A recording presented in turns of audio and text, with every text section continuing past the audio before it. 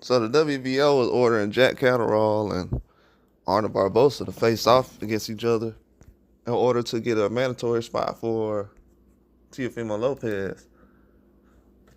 But it seems like, especially after the last situation, that Jack Catterall kind of forfeited his spot because when they were asking him to go on and fight other competition, he was more so worried about um, the Josh Taylor fight. And a lot of people were saying, "Are you gonna fight any of these guys that's coming up right now?" He was kind of like, "No, not really." I'm just like, okay. And the Josh Taylor fight was the only thing that was on the line for him at that point. Can't really say much about it. That was the only fight he really was involved with, or that he was looking to have. That was really the only fight. But now, because they was talking about Richard Hitchens and Jack Catterall, that was a fight that was supposed to go down. Y'all remember that? For Josh Taylor, it was supposed to be Richard Hitchens and Jack Catterall. Then people said, "Oh, Hitchens scared and everything else. He ain't gonna fight." See, everybody was worried about what Hitchens was doing, and they still worried about what Hitchens is doing. But they weren't worried about Jack Catterall turning around and fighting Josh Taylor instead of fighting the mandatory, because he could have went straight into the championship fight. So he was already in the mandatory spot and got out of it. So I'm trying to figure out how he got back in the mandatory spot so fast. But that's Boston politics for you.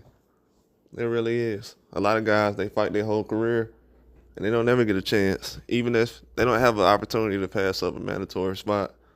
And Barboza, he's about 32, 33. So he's looking for a spot now. He's been waiting and got through some tough fights lately because of that. And even though he had a recent performance that wasn't as good, still has to be able to get his opportunity just because he was the one that was following the ways of the mandatories. And that's a lot of things I say, man. Guys go outside of what they're supposed to do. And it feels like when Devin Haney finished the fight with Ryan Garcia, he still had mandatories lined up regardless. And it seems like they're kind of dragging their feet when it comes to everyone else at 140. And 140 is still making tough fights. But Teofimo Lopez seems like he's dragging his feet as far as making these fights with other guys. Then sanctioning bodies, they're not really putting together matchups that we want to see. Like I said lately, the standards have been so low that whoever they match up, yeah, we're going to like it. But when you look back at this year, much is to be desired. Like the matchups that Teofimo had this year, I wasn't thinking that he was going to fight Jermaine Ortiz and Steve Claggett and then not fight anymore this year. So I don't know. The state of Boston has to be able to rejuvenate at this point. But Jack Catterall and Barboza, yeah, that's a good matchup. That's a good fight. That's a good situation for them to be in. But at the same time, gotta get the ball rolling on a lot of these fights, man. Like they have guys who haven't even fought at 140 that's moved up already after losses, man. And now they have people trying to fight for belts at 40. Have multiple people fighting for belts at 140.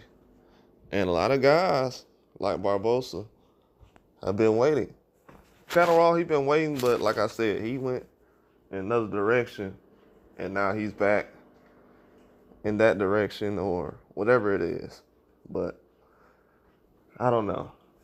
Right now, I feel like this whole situation with 140, 135, they're dragging their feet, man. Like, they really are. Once you realize how old some of these guys are, you're going to be like, wow, they are dragging their feet. Yeah, they actually are. And a lot of promoters now talking about some Mr. Fighter's fault. I'm not gonna lie, like it's 50-50 in my eyes, but fighters gotta hold some responsibility, man. Ain't no another, ain't no way y'all talking about star power and you got other people telling you, hey, you better fight this person. You better like, if you fighting the best, that shouldn't be an issue, right? Or is it matchmaking and everything going on? See the whole business plan is not aligning with boxing greatness or a legacy. That's why a lot of these people are stuck on mandatories and they've had one for so many years. Like, bro, just get it out the way, man.